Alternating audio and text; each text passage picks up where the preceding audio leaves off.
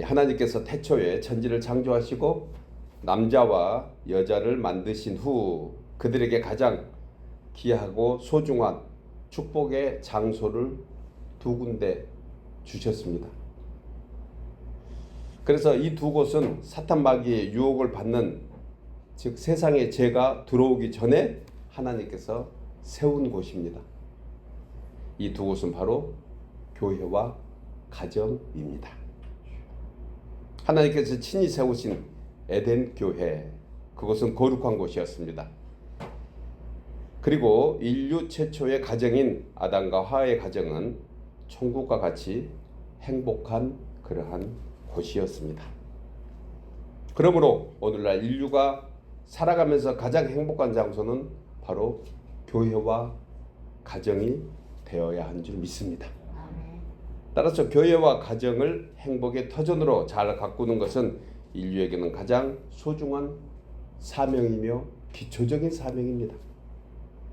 성도된 우리에게 가장 복된 일이 바로 교회와 가정을 잘 다스리고 살피는 그러한 의무 또한 있다는 것입니다. 여러분, 우리의 믿음은 교회에서 배우고요, 실천할 장소는 가정에서 이루어져야 합니다. 그래서 교회는 행복을 배우는 곳이고 가정은 그 행복을 실천하면서 누리는 곳입니다. 그러기에 성도의 가정이 평안하기 위해서는 우리 모두가 주 안에서 세움을 받아야 합니다. 주님이 세우셨으니까. 공감하십니까? 예. 미국의 41대 대통령인 조지 부시의 부인으로 당시 영부인이었던 바버라 부시는 이렇게 얘기합니다. 어느 대학 졸업식에서, 여러분 미국의 장래가 백악관에 달려있다고 생각하십니까? 미국의 장래는 백악관이 아니라 여러분들의 가정에 달려 있습니다. 라는 말로 가정의 중요성을 강조하기도 했습니다. 프랑스 속담에 가정은 국가의 심장이다 라는 말이 있습니다. 심장이 건강해야 몸이 건강하듯이 가정이 건강해야 나라가 건강하다는 그런 의미를 담고 있습니다. 마찬가지로 가정에서는 건강한 사고방식, 건전한 삶의 태도와 세계관을 가진 자녀들이 양육받아야 합니다. 그래야 사회가 건강해집니다. 어떤 사람이 이런 얘기를 합니다. 가정의 수준이 국가의 수준이고 아버지의 수준이 가정의 수준으로 결정한다. 그래서 부모가 잘 살고 잘 돼야지 가정이 살고 국가와 민족이 삽니다. 여러분, 저는 우리 믿음의 가정들이 가정의 달 5월을 맞이해서 더 행복해져서 더 감사와 기쁨이 넘쳐서 믿음과 소망과 사랑이 충만한 가정들 모두 되시기를 주의 이름으로 축복합니다. 아멘. 오늘 저는 신명기 말씀을 통해서 가정의 달 5월을 맞이하여 풍성한 축복을 위한 믿음의 가문을 우리가 어떻게 선택해야 되는가, 그리고 우리의 선택의 결단은 어떤 것들인가 본문을 통해서 세 가지로 함께 생각하며 은혜를 나누려고 합니다.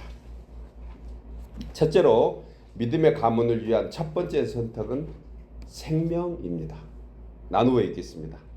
믿음의 가문을 위한 첫 번째 선택은 생명입니다. 예, 생명입니다. 생명. 본문 19절에서 이 말씀을 하고 있습니다. 내가 오늘 하늘과 땅을 불러 너희에게 증거를 삼노라. 내가 생명과 사망과 복과 저주를 내 앞에 두었은즉 너와 내 자손이 살기 위하여 무엇을 택하라? 생명을 택하라. 이 생명을 택했을 때 산다는 거예요.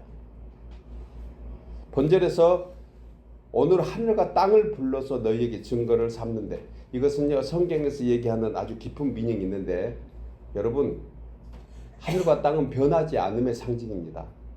예, 하늘과 땅은 변하지 않는 것의 상징이에요. 그러니까 변하지 않는 것을 두고, 변하지 않는다, 이것은 하나님이 하시는 언약은 변하지 않으니 이 변하지 않는 언약이 바로 이와 같다. 생명과 사망과 복과 저주를 우리 앞에 두었은즉 너와 내 자손이 살기 위하여 다른 선택이 없다. 무엇을 택하라?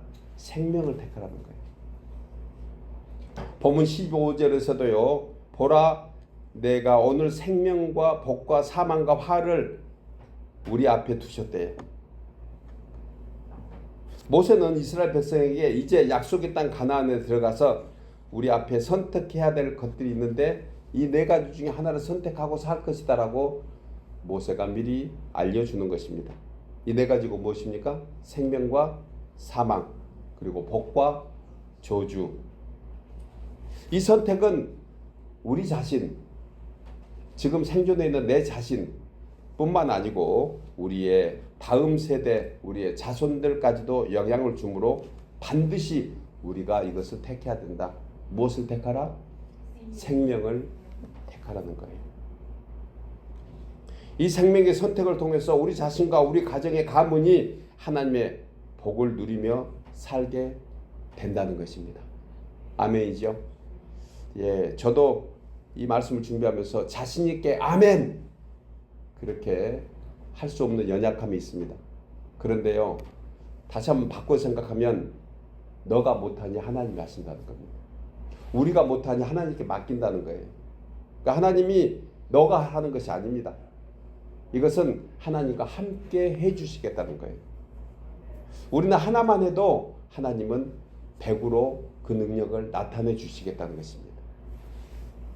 밀알 하나가 30배, 60배, 100배의 결실을 맺는 것처럼 우리의 한 가지 이 작은 믿음을 우리가 여기에 포함시킨다면 나머지는 하나님이 해주신다는 거예요.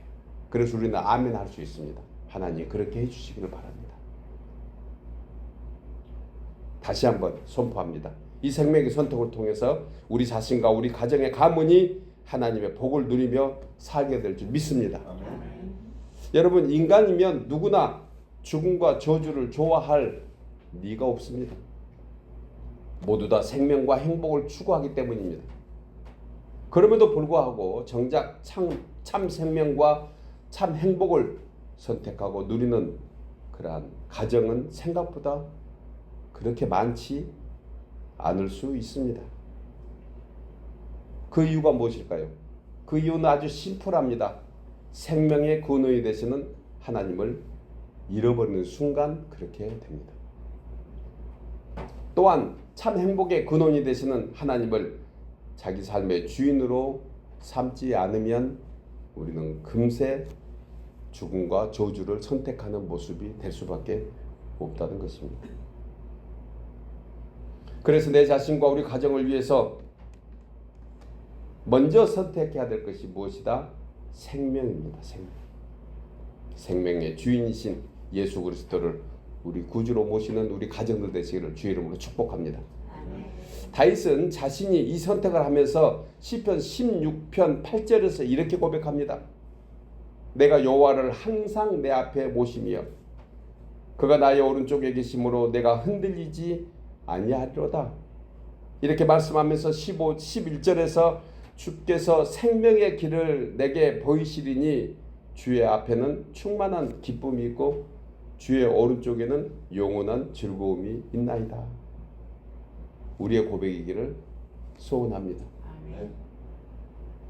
주님을 선택하면 주님을 구주로 모시고 주님을 주인으로 모시는 가정, 거기는 충만한 기쁨이 있고 그리고 영원한 즐거움이 있다는 거예요. 그래서 성도된 우리의 선택은 무엇이라고 합니까? 생명을 선택하라. 생명. 예수님을 선택하라는 거예요. 하나님을 중심으로 항상 두라는 것입니다. 이 선택을 통해서 비록 이 세상에서 여러 가지 환난과 고통과 아픔이 있을지라도 이 모든 재앙과 저주에서 벗어나 하늘아버지의 충만한 기쁨과 영원한 즐거움이 임하게 될 줄 믿습니다.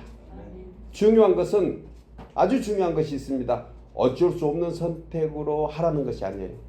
할 수 없어서 선택하라는 것이 아니고, 그러니까 수동적으로 불가피해서 어쩔 수 없어서 선택하는 그 선택보다 능동적으로 선택해라. 여기에 즐거움이 있다는 거예요. 여러분, 똑같은 음식을 먹더라도요, 그 음식을 맛있게 먹는 사람과 그 음식을 맛없이 먹는 사람의 차이가 무엇이에요? 음식에 대한 문제가 아닙니다. 분명한 것은. 그 결론 내릴 수가 있죠. 우리가 많이 경험하잖아요. 내가 입맛이 없던가 억지로 먹으면 아무리 맛있는 음식도 맛없어 보입니다. 그런데 아무리 맛이 없는 음식 같아 보여도 먹는 사람이 맛있게 먹으면 그게 맛있습니다. 그러니까 보는 사람도 즐겁고 그리고 먹는 사람도 행복하지 않겠습니까? 하나님의 말씀도 그와 같습니다. 기왕 섬기려면 감사와 기쁨으로 주님을 선택하시기를 축복합니다. 기왕 신앙생활 하려면 하나님 나에게 기쁨과 감사로 충만케 하옵소서 기도하면 주님이 능력 주십니다. 그래서 내 감정대로 하나님을 섬기는 것이 아니고 하나님의 뜻대로 섬기는 거예요. 하나님께서 주시고자 하는 힘을 받아서 섬기는 것입니다. 이것이 능동적인 선택이며 신앙이라고 표현할 수가 있는 거예요. 이렇게 할 때 하늘아버지의 생명의 복이 더욱 넘치게 될 것입니다. 여러분, 사람들은 순간순간 무엇인가를 선택하며 살아야 합니다. 그런데 그 선택에는 그에 합당한 결과가 항상 따르기 마련입니다. 따라서 성도된 우리 자신의 선택하는 그런 생명을 좀 더 구체적으로 실천할 수 있는 한 가지 동기부여를 드리겠습니다. 가장 좋은 선택할 수 있는 한 가지의 그 생각, 그 팁이 무엇이냐면 매 순간마다 예수님이라면 어떻게 하실까요? 이걸 적용해 보시길 바랍니다. 아멘입니까? 예수님이라면 어떻게 하실까? 여러분, 이 타이틀은요 19세기 찰스 쉘던 목사님이 쓴 책의 제목입니다. 책의 제목이 그분의 발자취를 따라 예수라면 어떻게 했을 것인가, 이렇게 원작의 제목을 조금 개정해서 미국의 레이몬드 제1교회의 담임인 헨리 맥스웰 목사님이 생명을 선택하는 방법으로 예수님이라면 어떻게 하실까로 조금 제목을 바꿔서 베스트셀러로 우리에게 읽혀주고 있습니다. 이 책에서 믿음의 가정과 교회들이 하나님의 뜻을 온전히 알지 못하면 눈으로 보이지 않는 생명을 선택하지 못하고 당장 눈에 보이는 현실적이고 기복적인 욕망의 선택을 할 수밖에 없다. 따라서 오늘날 성도들이 믿음의 선택을 하기 위해서 이 제목만 가지고도 우리는 큰 동기부여를 얻게 된다. 그리고 우리는 올바른 선택을 할 수 있는 것이다. 제목이 무엇이라고요? 예수님이라면 어떻게 하실까? 우리 따라서 합니다. 예수님이라면 어떻게 하실까? 예수님이라면 어떻게 하실까? 여러분, 그러므로 이 선택은 우리 일상의 삶에서 아주 매우 가까운 곳에 있다고 했습니다. 이 말씀의 의미는 나와 깊은 상관이 있다는 거예요. 깊은 관련이 있다는 것입니다. 우리 가정의 행복과 불행에 영향을 주는 것이 바로 예수님이라면 어떻게 하실까에 대한 그러한 내용인 것입니다. 여러분, 생명의 선택은 때로는 지금 당장 손해일 수 있습니다. 힘들 수 있습니다. 별 유익이 안 될 수 있습니다. 때로는 어렵고 귀찮은 그러한 일일 수도 있습니다. 하기 싫은 선택일 수도 있습니다. 그러나 이 선택은 분명히 하나님의 선하심과 인자하심과 성령의 역사가 동행할 줄 믿습니다. 우리 내일부터 한번 이 타이틀만 가지고도 우리는 최소한 하나님께 기도하면서 선택할 수 있는 그런 기회는 될 것입니다. 예수님이라면 어떻게 하실까? 사랑하는 여러분, 우리의 생명의 선택은 예수님께서 늘 함께 하신다고 약속하셨습니다. 하늘 아버지의 생명과 복이 임한다고 선포해 주고 있습니다. 그러기 위해서 우리는 끊임없이 내 입과 내 마음속에 이런 질문을 해야 됩니다. 예수님이라면 어떻게 하실까? 이 말씀을 붙잡고 일상에서 주님의 생명을 선택하는, 그래서 복된 믿음의 가문들 되시기를 주의 이름으로 축복합니다. 아멘. 두 번째로 믿음의 가문을 위한 두 번째 선택은 사랑입니다. 나누어 있겠습니다. 믿음의 가문을 위한 두 번째 선택은 사랑입니다. 본문 20절에 내 하나님 여호와를 사랑하고 그의 말씀을 청종하며 또 그를 의지하라. 그는 너의 생명이시요 내 장수이시니 여호와께서 내 조상 아브라함과 이삭과 야곱에게 주리라고 맹세하신 땅에 내가 거주하리라. 성경에 보면 수많은 말씀과 계명들이 나옵니다. 그리고 성경은 하라 또는 하지 말라로 되어 있습니다. 이것을 613가지 율법의 조항이라고 얘기합니다. 여러분, 이것을 줄여놓은 것이 무엇입니까? 십계명입니다. 그리고 예수님께서는 이 십계명을 두 계명으로 다시 줄여 주셨습니다. 마태복음 22장 37절에서 이렇게 말씀합니다. 내 마음을 다하고 목숨을 다하고 뜻을 다하여 주 너의 하나님을 사랑하라 하셨으니 이것이 크고 첫째 되는 계명이요. 둘째는 그와 같으니 내 이웃을 내 몸과 같이 사랑하라 하셨으니 이 두 계명이 온 율법과 선지자의 강령이라. 이렇게 말씀하면서 결국 하나님을 사랑하고 이와 같이 이웃을 사랑하는 것이 하나님의 뜻인 것을 명확하게 말씀해 주고 있습니다. 따라서 하나님 사랑, 이웃 사랑이 성경의 핵심이라 해도 과언이 아닌 것입니다. 여러분, 성도는 기적과 같은 하나님의 사랑을 입고 사는 사람들입니다. 이 기적과 같은 사랑을 우리 모두가 오늘도 받고 있는 줄 믿습니다. 바울은 이 사실을 로마서 5장 8절에서 이렇게 말씀합니다. 우리가 아직 죄인 되었을 때 그리스도께서 우리를 위하여 죽으심으로 하나님께서 우리에게 대한 자기의 사랑을 확증하셨느니라. 이 사랑을 우리는 받고 삽니다. 이미 받았습니다. 그리고 이제 이 사랑을 받은 우리에게 바라는 것, 그것은 먼저 하나님의 사랑을 알고 받은 자로 하나님을 더욱 사랑해야 됩니다. 그리고 이 같은 마음으로 가족과 성도 간에 서로 사랑함이 참된 성도로 살아가는 그러한 모습이라는 것을 거듭 말씀해 주고 있습니다. 그렇다면 이런 엄청난 사랑을 받았음에도 불구하고 우리는 왜 갈등과 상처로 얼룩진 인생을 살아가고 있을까? 이유는 사랑을 선택하지 않아서 그렇습니다. 여러분, 제가 질문 몇 가지를 나누겠습니다. 대답은 마음으로 하셔도 돼요. 사랑하는 것이 쉽습니까? 미워하는 것이 쉽습니까? 사랑하는 것이 좋습니까? 미워하는 것이 좋습니까? 사랑하는 것이 옳습니까? 미워하는 것이 옳습니까? 사랑하는 것이 행복할까요? 미워하는 것이 행복할까요? 두말하면 잔소리일 것 같습니다. 우리는 마음으로 전부 다 사랑하면이라고 대답을 했습니다. 여러분, 지금 우리 곁에 가장 가까이 있는 우리 가정의 가족들과 교회의 성도들을 서로 사랑하면 내가 행복해집니다. 그리고 하늘 아버지께서 더 큰 선물로 우리에게 베풀어 주실 것입니다. 내 뜻과 생각이 좀 다르다고 상대를 나쁜 사람 취급하고 원망하고 불평하면 하나님께서 그 다음 예비해 두신 더 귀한 선물을 우리가 받을 수 있을까? 답은 뻔합니다. 오늘 본문이 그 얘기합니다.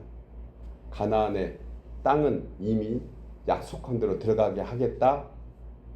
하나님이 주신 선물입니다. 그러나 그 선물을 받은 너희들은 가나안에서 너희가 서로 사랑하며 섬겨야지, 하나님을 사랑하며 너희 성도 간에 서로 축복해야지 더 큰 복을 누릴 수 있다고 오늘 본문이 얘기해주고 있기 때문입니다.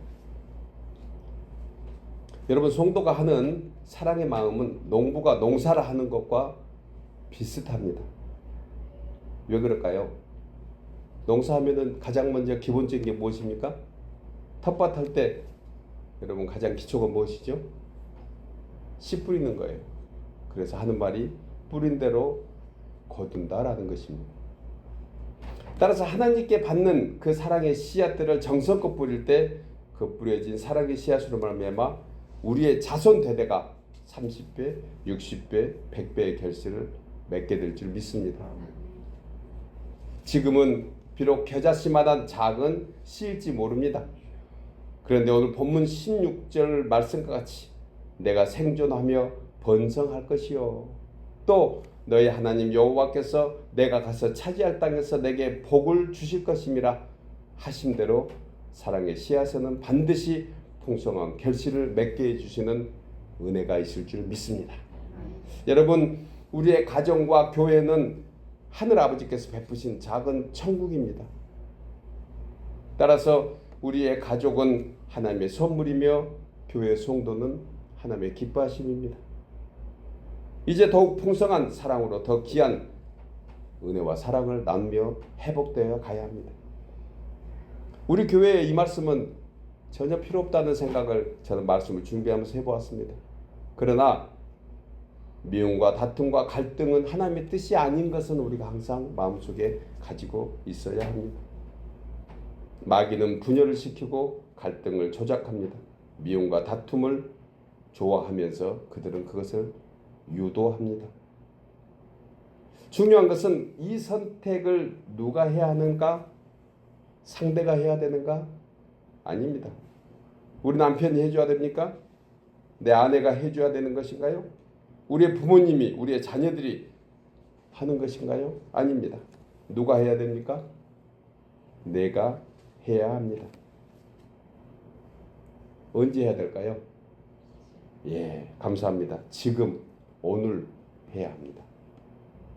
그래서 성경은 오늘 본문에서 여러분 5번이나 언급한 단어가 있습니다. 오늘이라는 단어예요. 오늘 본문에서 모세는 오늘이라는 단어를 무려 짧은 5절의 말씀 속에서 5번이나 강조하고 있습니다. 11절에 내가 오늘 내게 명령한 이 명령은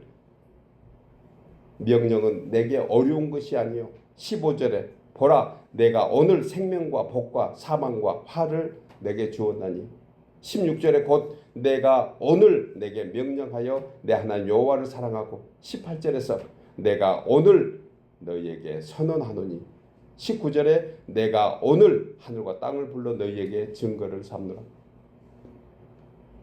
그렇다면 무엇으로 우리의 사랑을 표현해야 될까? 여러분들의 사랑은 무엇으로 표현합니까? 좋은 명품 그걸로 표현하십니까? 그것도 필요하지요. 그러나 우리는 말씀으로 축복합니다. 하나님의 말씀인 천국의 언어를 사용해야 되는 거예요. 본문 14절에서 오직 그 말씀이 내게 매우 가까워서 내 입에 있으며 내 마음에 있은즉 내가 이를 행할 수 있느니라고 했습니다. 여러분, 우리가 생각하고 마음 먹은 대로 우리는 믿음을 실천할 수 있는 사람입니다. 왜요? 성령께서 도와주시기 때문입니다. 그러니 우리가 먼저 천국의 언어를 사용하겠다고 생각하는 그 순간 성령은 기뻐하시면서 그와 같은 역사를 일으켜 주시기 때문입니다. 캐리 첼프먼 박사의 저서 가운데요 5가지 사랑의 언어라는 그런 책 속에 이런 내용이 있습니다. 우리 모두 너무 잘 알고 있는 내용입니다. 인정하는 말, 함께하는 시간, 정성이 담긴 선물, 수고와 봉사, 스킨십, 이런 종류로 이렇게 얘기합니다. 그런데 이거 아니고도 우리는 요즘 SNS가 잘 돼가지고 워낙 좋은 글들을 우리가 가까이 할 수 있습니다. 중요한 것은 행해야 된다는 거예요. 무슨 일이 있어도 작은 일에서 칭찬해주고 고마워하고 서로 축복할 때 그것이 바로 하늘 아버지께 주시는 천국의 언어의 표현인 줄 우리는 잘 알고 있습니다. 아는 것만큼 실천하시기를 바랍니다. 여러분, 성도의 입은요 사랑으로 말하고 은혜로 말하고 믿음으로 말하고 감사로 말하고 축복으로 말해야 합니다. 사도 바울은 이 내용을 골로새서 3장 17절에서 무엇을 하든지 말에나 일에나 주 예수의 이름으로 하고 그를 힘입어 하나님 아버지께 감사하라고 했습니다. 여러분, 오늘의 기적은 천국의 언어를 사용하며 감사하는 자에게 역사할 줄 믿습니다. 우리의 가정에 조금 더 감사 그리고 축복하는 그런 은혜가 충만하시기를 소원합니다. 사랑하는 여러분, 하나님의 크고 귀한 사랑을 받고도 행복하지 못하면 그것이 죄입니다. 하나님의 크고 놀라운 사랑을 알지 못하고 그리고 우리 가정에서 공동체에서 오늘 그 사랑을 선택하지 않는 그 자체가 범죄입니다. 그러므로 오늘부터 천국의 언어로 서로 사랑하며 축복함으로 하나님의 은총을 더 받아 누리는 복된 그런 가정들 되시기를 주의 이름으로 축복합니다. 마지막 세 번째로 믿음의 가문을 위한 세 번째 선택은 순종과 복종입니다. 나누어 읽겠습니다. 믿음의 가문을 위한 세 번째 선택은 순종과 복종입니다. 본문 27 상반절에 이 내용을 개역 한글 성경은 이렇게 얘기합니다. 내 하나님 여호와를 사랑하고 그 말씀을 순종하며 또 그에게 복종하라. 모세는 약속의 땅 가나안 입성을 앞둔 이스라엘 백성들이 하나님의 약속의 땅에 들어가서 축복을 누리기 위하여 반드시 해야 될 동목을 얘기합니다. 이것은 모세가 가나안으로 들어갈 이스라엘 백성뿐만이 아니고 우리가 장차 천국에 들어갈 백성임에도 이 말씀은 동일합니다. 가나안은 구약 성경의 가나안은 신약 성경의 백성들에게는 천국을 상징해 주고 있기 때문에 그렇습니다. 그 동목이 무엇입니까? 순종과 복종입니다. 여러분, 하나님의 말씀을 순종하는 것은 주의 자녀로서 마땅하지만 사실 결코 쉬운 일이 아닙니다. 세상적인 관점으로 보면 때로는 하나님의 말씀이 비현실적 같이 느껴질 때가 있기 때문입니다. 여러분, 예를 들어서 목이 마르면 낮은 곳으로 가서 우물을 찾아야 하는데 하나님은 반석을 깨트리라고 얘기합니다. 여러분, 반석 속에 물이 있을까요? 그런데 그렇게 하라고 말씀하십니다. 여리고성을 차지하라고 말씀하시면서 칼이나 창을 주지 않고 언약궤를 메고 아무 소리 없이 하루 한 바퀴씩 돌고 오라고 말씀하십니다. 가까운 길을 놔두고 때로는 멀리 돌아가게 하시고 쉴만한 다른 곳으로 옮기라고 하면서 지금 쉬는 곳을 옮기라고 말씀합니다. 이럴 때 사람이 순종하는 것 결코 쉽지 않습니다. 때로는 말씀이 비현실적인 것처럼 느껴지기 때문에 그럴 수 있습니다. 그런데 그럼에도 불구하고 그 말씀에 순종하고 복종하면 그 다음에 하나님의 섭리와 하나님의 목적이 이루어지는 것을 알게 하실 것입니다. 여러분, 첫 발을 띄지 않으면 두 번째 발은 생기지 않습니다. 첫 발을 걸어야 그 다음 두 번째 스텝이 생기는 것입니다. 하나님께서 우리를 위해서 하시는 일도 이와 같다고 생각합니다. 우리는 첫 발 내딜 때마다 우리의 경험과 잔머리 때문에 첫 발도 내딛지 않을 때가 있습니다. 그래서 하나님 말씀에 순종하거나 복종하는 것조차 아예 시작도 못하게 됩니다. 이렇게 하늘 아버지께 순종하듯이 오늘날 우리의 부모님, 우리의 가정을 기쁘게 하는 첫걸음 또한 믿음으로 걸어 나가야 합니다. 때로는 자녀들 우리들이 조금 불편할 수도 있습니다. 그러나 분명한 것은 그 말씀에 복종하면 하나님이 들으시고 더 크신 은혜로 인도해 주실 줄 믿습니다. 강단에서 이 부족한 종이 말씀을 전할 때 여러분들은 판단할 것이 아닙니다. 하나님의 말씀을 옳게 전했다고 믿어지면 그 말씀을 나에게 주신 말씀으로 붙잡으시기를 주의 이름으로 축복합니다. 사람의 소리로 듣게 되면 거기는 한 걸음도 나가지 못하게 됩니다. 오늘 우리 장로님 기도하실 때 그와 같은 기도를 해주셨습니다. 말씀을 우리 마음판에 새겨서 나가자고, 나가게 해달라고 하나님께 기도하신 것이 바로 이 내용입니다. 그러므로 여러분, 가정에서도 부모와 자녀 간에 필요한 것은 순종입니다. 하늘 아버지에게도 순종하는 것이 곧 하나님 아버지를 사랑하는 것이고 육신의 부모를 공경하는 것입니다. 순종은 하나님께도 그리고 가정에서도 중요한 요소입니다. 에베소서 6장 1절 이하에 보면 자녀들아 주 안에서 너희 부모에게 순종하라. 이것이 옳으니 내 아버지와 어머니를 공경하라. 그것이 약속 있는 첫 계명이니 이것은 내가 잘되고 땅에서 장수하게 하려 함이라. 성경은 눈에 보이는 육신의 부모를 공경하지 못하고 순종하지 않는 자가 눈에 보이지 않는 하나님을 경외할 수 없다고 얘기합니다. 즉, 이 땅의 부모님은 하나님을 대신하는 분으로 우리가 생각해야 합니다. 이것이 하나님께 주시는 진리이며 이치이기 때문입니다. 또 사도 바울은 이어지는 3절에서 아비들아 너희 자녀를 노엽게 하지 말고 오직 주의 교훈과 훈계로 양육하라고 했습니다. 주의 교훈은 주님의 사랑과 천국의 언어로 가르치라는 것입니다. 이럴 때 하늘아버지의 생명과 복이 우리 가문에 임하게 될 줄 믿습니다. 여러분, 우리 말에는 힘이 있습니다. 제가 해보니 저도 들어보니 말은 참 능력이 있습니다. 하찮하게 들려온 말 같은데도 때로는 뼛속 깊은 곳에 담겨져서 밤잠을 설치게도 합니다. 저도 그래서 계속 노력합니다. 기왕하는 말에 축복된 얘기, 축복된 언어를 사용하겠노라고. 그런데 잘 안 될 때도 있습니다. 하지만은 우리는 최소한 알고 실천해야 합니다. 우리는 하나님의 언어를 사용하는 사람들입니다. 이 땅에 비록 몸은 살고 있지만 우리에게 분명한 하나님의 언어로 하나님과 교통하고 성도 간에 교통할 수 있는 통로가 되는 것입니다.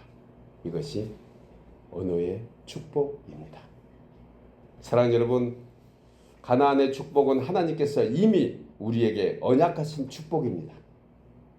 그리고 이제 이 세 가지 선택인 생명과 사랑과 순종을 택하여서 가나안의 축복을 우리 가정에, 우리 삶의 현장에, 우리의 일터에, 우리 교회에 더욱더 충만하게 우리가 함께 가꾸어 나가는, 그래서 복된 주의 성도들 되시기를 주의 이름으로 축복합니다.